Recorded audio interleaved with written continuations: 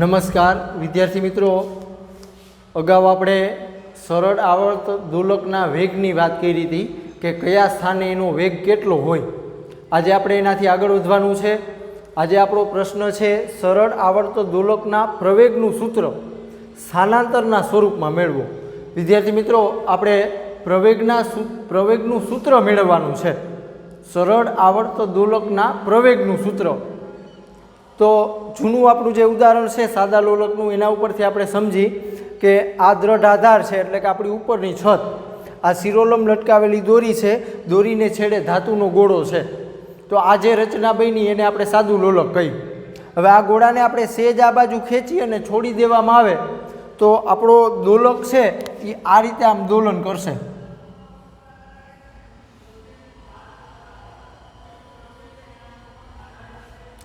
હવે આ જે સ્થાન છે એને આપણે મધ્યમાન સ્થાન કહીએ, અથવા આપણે નિયત બિંદુ કહીએ. આ આપણું અંત્ય બિંદુ છે એટલે કે આને આપણે કંપ વિસ્તાર +a કહીએ, અને અહીંયા આપણે કંપ વિસ્તાર માનો કે -a કહીએ. તો આપણો દોલક છે એ મધ્યમાન સ્થાનેથી જ્યારે આમ પસાર થાય ત્યારે એનો પ્રવેગ કેટલો હોય, અંત્ય બિંદુએ આવે ત્યારે એનો પ્રવેગ કેટલો હોય, આ બાજુ આવે અહીંયા ત્યારે એનો પ્રવેગ કેટલો હોય. આપણે આ પ્રવેગ માટેનું સૂત્ર મેળવવાનું છે. તો આપણે શરૂઆત કરી ટી સમયે સ્થાનાંતરનું આપણી પાસે સૂત્ર છે. ટી સમયે સ્થાનાંતરનું સૂત્ર છે y = a sin ωt + phi. વિદ્યાર્થી મિત્રો, સરળ આવર્ત દોલક છે એના સ્થાનાંતરનું સૂત્ર અગાઉ આપણે શીખી ગયા, y = a sin ωt + phi. હવે આપણે પ્રવેગ પાસે પહોંચવાનું છે. તો આપણે જાણી છીએ કે આ સ્થાનાંતર છે y સ્થાનાંતર, એનું જો 2 વખત વિકલન કરવામાં આવે તો પ્રવેગ નામની ભૌતિક રાશિ મળે. વિદ્યાર્થી મિત્રો, અગાઉ આપણે શીખી ગયા છે સ્થાનાંતરનું 1 વખત વિકલન કરી તો આપણને વેગ મળે. વેગ મળે એનું પાછું વિકલન કરી એટલે આપણને પ્રવેગ મળે. એટલે અર્થ એવો થયો કે સ્થાનાંતરનું જો 2 વખત વિકલન કરવામાં આવે, દ્વિતીય વિકલન, તો પ્રવેગ નામની ભૌતિક રાશિ મળે. એટલે આપણે સમયની સાપેક્ષે આનું વિકલન કરી ટીની સાપેક્ષે વિકલન કરતા તો dy છેદમાં dt = d/dt a sin ωt + phi. આ એ છે એ કંપ વિસ્તાર છે. કંપ વિસ્તાર અચળ હોય એટલે આપણે વિકલનની આગળ લેવાનું થાય d/dt sin ωt + phi. આ બાજુ છે dy/dt. વિદ્યાર્થી મિત્રો, સ્થાનાંતર છે એનું સમયની સાપેક્ષે વિકલન કરવામાં આવે તો વેગ નામની ભૌતિક રાશિ મળે. એટલે v = a. હાલો, આ સાઇન વિધેય છે એનું વિકલન કરો એટલે cos થાય, cos ωt + phi. વિદ્યાર્થી મિત્રો, આ આપણે વિધેયનું વિકલન કર્યું, હજી આપણે આ ખૂણાનું વિકલન કરવું પડે. એટલે કે d/dt ωt + phi. આગળ આપણે સાદુરૂપ આપી a cos ωt + phi. હાલો, આનો એક વખત આપણે આની સાથે ગુણાકાર કરી એટલે d/dt ωt. આનો આપણે આની સાથે ગુણાકાર કરી એટલે પ્લસ d/dt.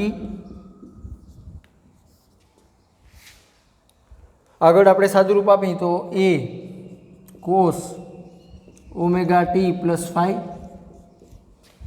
હાલો, આનું આપણે વિકલન કરીએ એટલે ઓમેગા છે એ કોણીય વેગ છે, કોણીય આવૃત્તિ, તો એ અચળ હોય છે.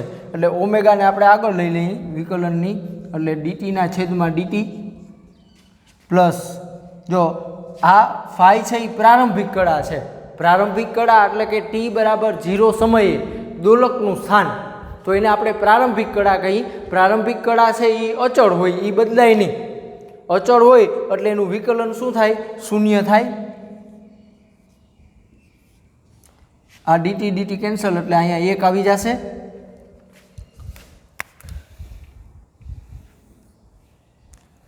આગળ આપણે વાત કરી તો v = a cos omega T plus 5 અહીંયા ઓમેગા વધ્યો છે એટલે a omega cos omega T plus 5. હાલો આ આપણને વેગ મળ્યો છે. હજી આપણે આનું સમયની સાપેક્ષે વિકલન કરીએ એટલે આપણને પ્રવેગ મળે. ટીની સાપેક્ષે વિકલન કરતા તો ડીવી છેદમાં ડીટી બરાબર ડી ના છેદમાં DT a omega cos omega T plus 5. વિદ્યાર્થી મિત્રો આગળ આપણે વિકલન કરી તો એ ઓમેગા અચળ એટલે આગળ લેવાનું એ ઓમેગા ડીના છેદમાં DT cos omega T plus 5 એ ઓમેગા આ કોસ વિધેય છે એનું વિકલન કરીએ એટલે માઇનસ સાઇન થશે minus sign omega T plus 5. વિદ્યાર્થી મિત્રો આ આપણે વિધેયનું વિકલન કર્યું છે કોસ વિધેય છે એનું આપણે વિકલન કર્યું છે. હજી આપણે આ ખૂણો છે આ ખૂણો તો એનું વિકલન કરવું પડે તો ડીના છેદમાં ડીટી ઓમેગા ટી પ્લસ 5. આગળ સાદુરૂપ આપો તો minus a omega sine omega T plus 5. આનો આની સાથે ગુણાકાર કરો એટલે ડીના છેદમાં ડીટી ઓમેગા ટી. આનો આની સાથે ગુણાકાર કરો એટલે પ્લસ D5 છેદમાં ડીટી.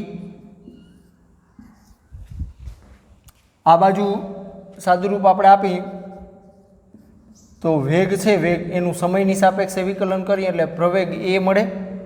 પ્રવેગ એ પ્રવેગને એ વડે દર્શાવવામાં આવે એટલે આ રીતનું મળશે એ બરાબર minus a omega sine omega T plus 5. આ ઓમેગા અચળ એટલે આપણે વિકલનની આગળ લઈએ એટલે ઓમેગા ડીટીના છેદમાં ડીટી. આ પ્રારંભિક કળા છે 5 છે એ પ્રારંભિક કળા છે એટલે એ અચળ હોય એટલે અચળ છે એટલે એનું વિકલન શૂન્ય થશે. આ ડીટી ડીટી કેન્સલ એટલે અહીંયા 1 થઈ જશે. આગળ સાદુરૂપ આપો એટલે માઇનસ એ આ ઓમેગા અને આ ઓમેગા એટલે ઓમેગાનો વર્ગ થઈ જશે સાઇન ઓમેગા ટી પ્લસ 5. આ બાજુ છે પ્રવેગ એ. હજી આગળ સાદુરૂપ આપણે આપીએ તો માઇનસ ઓમેગાનો વર્ગ એ સાઇન ઓમેગા ટી પ્લસ 5. આ એ છે એને હું અહીં લઈ ગયો છું. હવે વિદ્યાર્થી મિત્રો તમે જોઈ શકો કે વાય બરાબર આપણે શું હતું તો કે એ સાઇન ઓમેગા ટી પ્લસ 5 બરાબર સ્થાનાંતરનું આપણું આ સૂત્ર છે. તો અહીંયા એ સાઇન ઓમેગા ટી પ્લસ 5 દેખાય ત્યાં તમે વાય લખી શકો તો માઇનસ ઓમેગાનો સ્ક્વેર વાય એ બરાબર. વિદ્યાર્થી મિત્રો આ પ્રવેગનું સૂત્ર થયું સ્થાનાંતરના સ્વરૂપમાં. જો આ આપણું વાય છે એ સ્થાનાંતર છે ઓમેગા છે એ કોણીય આવૃત્તિ છે એટલે પ્રવેગ એ બરાબર માઇનસ ઓમેગાનો વર્ગ વાય. આ રીતે સરળ આવર્ત દોલક છે એના પ્રવેગનું સૂત્ર તમે તારવી શકો. આ જે આપણું સૂત્ર હતું એ આપણા વેગનું સૂત્ર પણ તમે કહી શકો. અગાઉ આપણે વેગનું સૂત્ર મેળવ્યું હતું બરાબર એવી જ રીતે આ પણ વેગનું સૂત્ર જ છે પણ કોસ વિધેયના સ્વરૂપમાં છે એટલે બેય સૂત્રો છે એ મહત્વના છે ખાસ યાદ રાખજો. આ પ્રવેગનું આપણું સૂત્ર છે આ વેગનું સૂત્ર છે બરાબર. આગળના લેક્ચરમાં પણ આપણે વેગનું સૂત્ર છે એ જોયું હતું. એટલે આ રીતે વિદ્યાર્થી મિત્રો તમે સ્થાનાંતરના સ્વરૂપમાં પ્રવેગ છે એ જાણી શકો. હવે અહીંયા આપણું આ મધ્યમાન સ્થાન છે બરાબર ત્યાં પ્રવેગ કેટલો હોય આ અંત્ય બિંદુ છે આ અંત્ય બિંદુ ત્યાં પ્રવેગ કેટલો હોય બરાબર એ જાણવું હોય તો એના માટે તમે આ સૂત્રનો ઉપયોગ કરી શકો.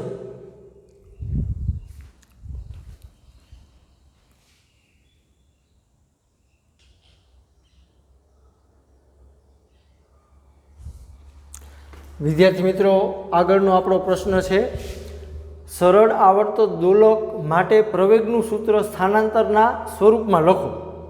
હમણાં જ આપણે પ્રવેગ છે એનું સૂત્ર સ્થાનાંતરના સ્વરૂપમાં લખ્યું હતું કે પ્રવેગ એ બરાબર માઇનસ ઓમેગાનો સ્ક્વેર વાય. વિદ્યાર્થી મિત્રો આ જે સૂત્ર છે એમાં ઋણ નિશાની છે એ શું દર્શાવે તો તો કે આપણા પ્રવેગની જે દિશા હશે એનાથી આપણું આ સ્થાનાંતર છે એ વિરુદ્ધ દિશામાં હશે. એટલે એનો અર્થ એવો થયો કે આપણું સ્થાનાંતર જો ધન હોય, આ સ્થાનાંતર ધન, તો આ આપણો પ્રવેગ છે એ સામે ઋણ હશે, એટલે કે એની વિરુદ્ધ દિશામાં હશે. સ્થાનાંતર જે દિશામાં હશે એનાથી પ્રવેગ વિરુદ્ધ દિશામાં હશે. બરાબર. આપણું આ જે ઉદાહરણ છે એમાં માનો કે સ્થાનાંતર આ દિશામાં છે તો સામે પ્રવેગ આ દિશામાં હશે. ઋણ નિશાની છે એ વિરુદ્ધ દિશા દર્શાવે છે. હવે આ આપણું પ્રવેગનું સૂત્ર છે સ્થાનાંતરના સ્વરૂપમાં. આગળ શું કીધું? પ્રવેગના મહત્તમ અને ન્યૂનતમ મૂલ્ય ક્યાં અને કેટલા હોય છે. પ્રવેગ છે, પ્રવેગ એનું મહત્તમ મૂલ્ય કેટલું હશે અને ન્યૂનતમ મૂલ્ય કેટલું હશે અને ક્યાં હશે, મધ્યમાન સ્થાને હશે કે અંત્ય બિંદુએ હશે. તો એના માટે સૌથી પહેલાં આપણે મધ્યમાન સ્થાન માટે વાત કરી,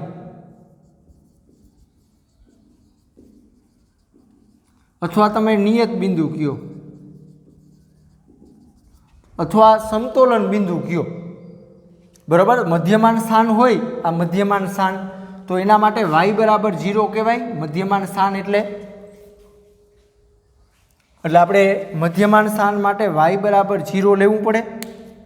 તો વિદ્યાર્થી મિત્રો, પ્રવેગ આપણે જાણવો છે તો એ બરાબર સૂત્ર છે -ω² y -ω². આ સ્થાનાંતર y દેખાય અહીંયા આપણે શૂન્ય લેવાનું, એટલે આ પ્રવેગ કેવો આવશે? શૂન્ય આવશે. વિદ્યાર્થી મિત્રો, તમે સમજી શકો, મધ્યમાન સ્થાન છે અહીંયા y બરાબર 0 કહેવાય, તો ત્યાં આપણો પ્રવેગ છે એ કેવો હશે? શૂન્ય હશે. જો યાદ હોય તો આ મધ્યમાન સ્થાન છે ત્યાં આપણો વેગ છે એ મહત્તમ હતો, એ ઓમેગા.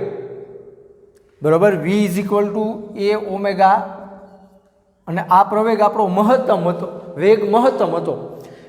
એટલે અહીંયા મધ્યમાન સ્થાને પ્રવેગ શૂન્ય હશે તો સામે વેગ છે એ મહત્તમ છે. એનાથી આપણે આગળ વધી અંત્ય બિંદુ.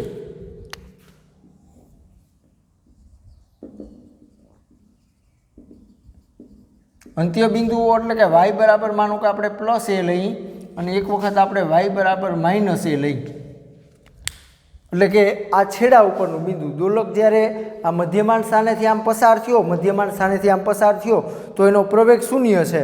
આ દોલક જ્યારે અહીંયા આવે +a કંપવિસ્તારે ત્યારે કેટલો પ્રવેગ હશે? તો આપણી પાસે આ સૂત્ર છે, એમાં કિંમત મૂકવાની થાય a બરાબર -ω². આ y દેખાય, y અહીંયા આપણે a લખવાનો થાય +a, તો આપણો જવાબ -ω² a આવશે. વિદ્યાર્થી મિત્રો, +a કંપવિસ્તાર છે, અહીંયા પ્રવેગ આપણને મળશે -ω²a. એનાથી આપણે આગળ વધી y બરાબર -a હોય, એટલે કે અહીંથી દોલક પાછો આ અંત્ય બિંદુએ આવે, એટલે કે y બરાબર -a પાસે આવે ત્યારે એનો પ્રવેગ કેટલો હશે? તો કે a બરાબર -ω². હવે આ y દેખાય, y અહીંયા આપણે -a લેવાનું થાય, એટલે -a, આ માઇનસ અને આ માઇનસ, એટલે એ પ્લસ થઈ જશે a ω², અથવા તમે એવું કહો ω²a. આ બિંદુએ પ્રવેગ તમે જોશો તો a બરાબર હશે +ω²a. ટૂંકમાં -a કંપવિસ્તાર છે, -a કંપવિસ્તાર ત્યાં આપણો પ્રવેગ છે, બરાબર, એ ધન હશે, અને +a કંપવિસ્તાર છે ત્યાં પ્રવેગ આપણો ઋણ હશે. એટલે અર્થ એવો થયો કે અંત્ય બિંદુએ પ્રવેગ છે એ કેવો છે? મહત્તમ છે. છેડા પરના બિંદુએ પ્રવેગ છે એ મહત્તમ બને છે. નિયત બિંદુ છે ત્યાં પ્રવેગ છે એ ન્યૂનતમ છે, અને અંત્ય બિંદુએ પ્રવેગ છે એ મહત્તમ બને છે. એનાથી આપણે આગળ વધી સરળ આવર્ત દોલક માટે પ્રવેગ વિરુદ્ધ સમયનો આલેખ દોરો. બરાબર. હવે આપણે પ્રવેગ વિરુદ્ધ, આ બાજુ આપણે પ્રવેગ લઈએ y અક્ષ ઉપર, અને આ બાજુ આપણે સમય લઈએ x અક્ષ ઉપર, એવો આપણે આલેખ દોરવાનો છે. તો વિદ્યાર્થી મિત્રો, પહેલાં આપણે સ્થાનાંતર વિરુદ્ધ સમયનો આલેખ દોરી. તો આવર્તકાળ છે એના આપણે 4 ભાગ કરી નાખીએ, કે t/4, t/2, 3 t/4, અને આ બિંદુએ આવો એટલે એક દોલન પૂરું થાય એટલે આવર્તકાળ t. આ બિંદુએ આપણે 0 કહીએ. હવે મધ્યમાન સ્થાને હોય એટલે એનું સ્થાનાંતર શૂન્ય કહેવાય। એટલે આલેખ ઉપર આ બિંદુ આવશે મધ્યમાન સ્થાન માટે, બરાબર। આ મધ્યમાન સ્થાને છે, ત્યાંથી દોલક અહીંયા આવે એટલે +1 કંપ વિસ્તારે આવ્યો, એટલે આલેખ ઉપર આ બિંદુ આવશે, આને આપણે +1 કંપ વિસ્તાર કહીએ। એવી રીતે આપણે અહીં નીચે -1 કંપ વિસ્તાર લઈ લઈએ। એનાથી આગળ અહીંથી દોલક છે એ પાછો મધ્યમાન સ્થાને આવશે, એટલે અડધું દોલન પૂરું થશે, એટલે આલેખ ઉપર આ બિંદુ આવશે, સ્થાનાંતર y બરાબર 0 થઈ ગયું। એનાથી આપણે આગળ વધીએ, અહીંથી દોલક પાછો અહીંયા આવે -1 કંપ વિસ્તારે, બરાબર। એટલે સમય થયો છે 3t/4, તો આપણે -a એટલે અહીંયા આવશે આલેખ ઉપર બિંદુ। એનાથી આગળ અહીંથી દોલક પાછો મધ્યમાન સ્થાને આવે છે, એટલે સ્થાનાંતર શૂન્ય થઈ ગયું, એટલે આલેખ ઉપર આ બિંદુ આવશે। હવે આ બધા બિંદુને આપણે આમ જોડી તો આપણને આવો સાઈન આકાર મળશે। આ જે આલેખ આપણે દોર્યો એ સ્થાનાંતર વિરુદ્ધ સમયનો આલેખ છે, આપણે દોરવાનો છે પ્રવેગ વિરુદ્ધ સમયનો આલેખ। તો વિદ્યાર્થી મિત્રો, મધ્યમાન સ્થાન છે, મધ્યમાન સ્થાન અહીંયા આપણો પ્રવેગ છે એ શૂન્ય છે, જો એટલે આલેખ ઉપર આ બિંદુ આવશે, પ્રવેગ શૂન્ય। હાલો, +1 કંપ વિસ્તારે આવે દોલક, +1 કંપ વિસ્તારે, ત્યારે એનો પ્રવેગ માઇનસ છે, જો માઇનસ, એટલે આપણે આલેખ ઉપર આમ નીચે તરફ લેવું પડશે। અહીંયા -ω² કહી, એવી રીતે અહીંયા ઉપર +ω² કહી, તો આલેખ ઉપર આપણને આ બિંદુ મળશે। જ્યારે +1 કંપ વિસ્તારે આવે ત્યારે એનો પ્રવેગ છે -ω², એટલે આલેખ ઉપર આ બિંદુ આવશે। હાલો, અહીંથી દોલક પાછો મધ્યમાન સ્થાને આવે એટલે પ્રવેગ શૂન્ય થઈ ગયો, એટલે આલેખ ઉપર આ બિંદુ આવશે। અહીંથી દોલક પાછો -1 કંપ વિસ્તારે આવે તો ω² છે, એટલે આલેખ ઉપર આપણને આ બિંદુ મળશે। ત્યાંથી પાછો દોલક મધ્યમાન સ્થાને આવે એટલે પ્રવેગ શૂન્ય થઈ જાય, એટલે આલેખ ઉપર આપણને આ બિંદુ મળશે। હવે આ બધા બિંદુને તમે જોડો આમ તો આ રીતનો તમને સાઈન આકારનું તરંગ મળશે, બરાબર। તમે જોઈ શકો કે આ સ્થાનાંતર છે, આ સ્થાનાંતર એ ધન છે, તો અહીંયા પ્રવેગ ઋણ છે, જો અહીંયા સ્થાનાંતર ઋણ છે, આલેખમાં નીચેના ભાગમાં છે સ્થાનાંતર ઋણ છે, તો સામે પ્રવેગ કેવો આવશે? ધન આવશે। આ રીતે વિદ્યાર્થી મિત્રો તમે પ્રવેગ વિરુદ્ધ સમયનો આલેખ છે એ દોરી શકો।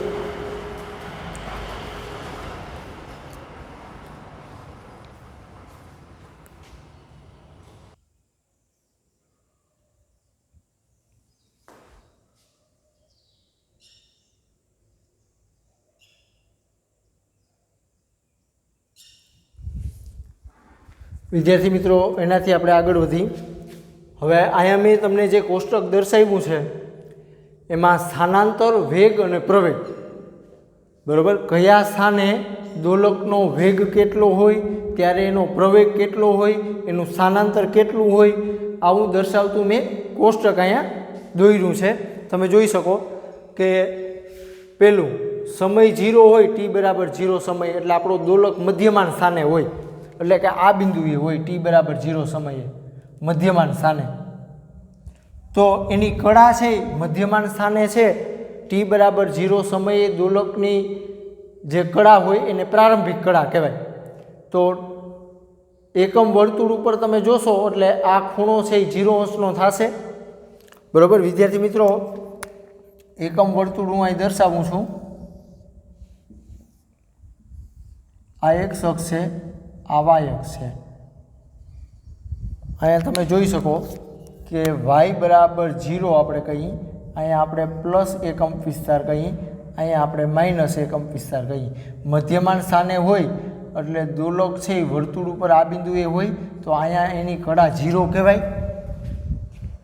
હવે સ્થાનાંતર એટલે મધ્યમાન સ્થાન છે એટલે y બરાબર 0, તે બિંદુએ એનો વેગ કેટલો હોય? મધ્યમાન સ્થાને એનો વેગ મહત્તમ હોય, અગાઉ આપણે શીખી ગયા કેટલો, તો કે a ω, બરાબર। તમે જોઈ શકો વેગ કેટલો હોય, તો કે a ω મધ્યમાન સ્થાને, ત્યારે પાછો પ્રવેગ કેટલો હોય, તો કે 0 હોય, એટલે અહીંયા 0 લખ્યું।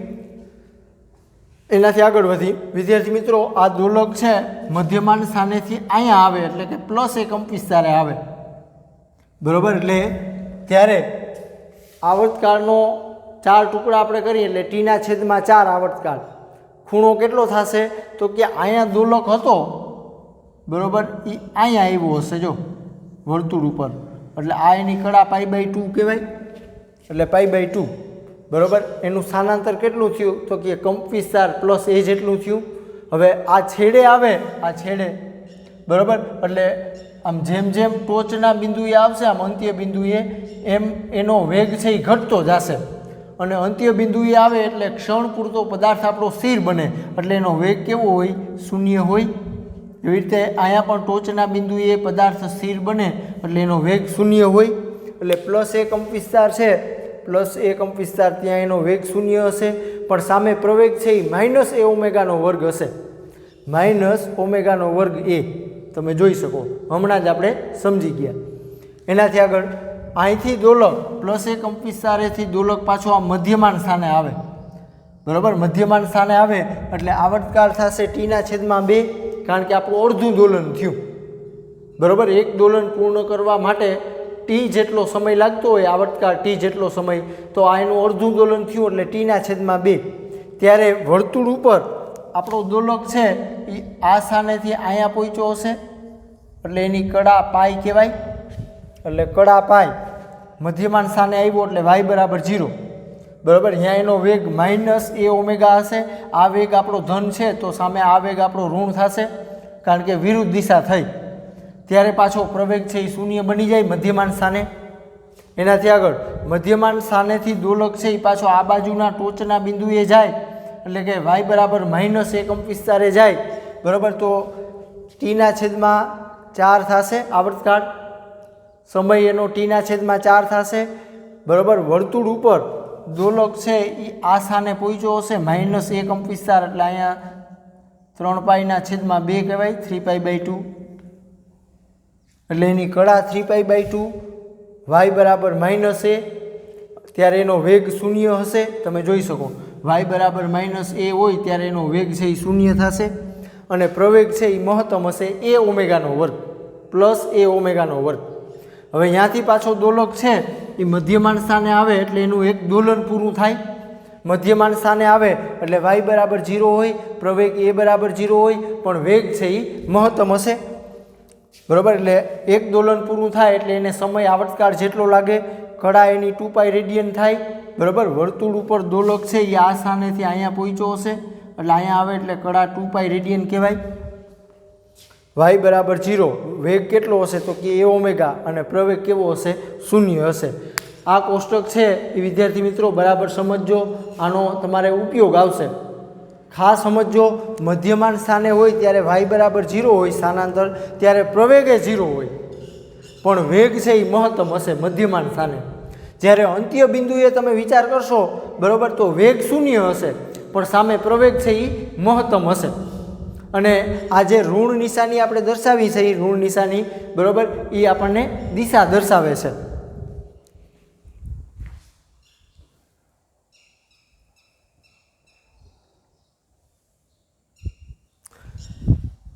એટલે વિદ્યાર્થી મિત્રો આપણો પહેલો પ્રશ્ન અને બીજો પ્રશ્ન છે એ તમારે હોમવર્કમાં, આજના લેક્ચરનો પહેલો પ્રશ્ન અને બીજો પ્રશ્ન છે એ હોમવર્કમાં લખવાનો છે તમારે.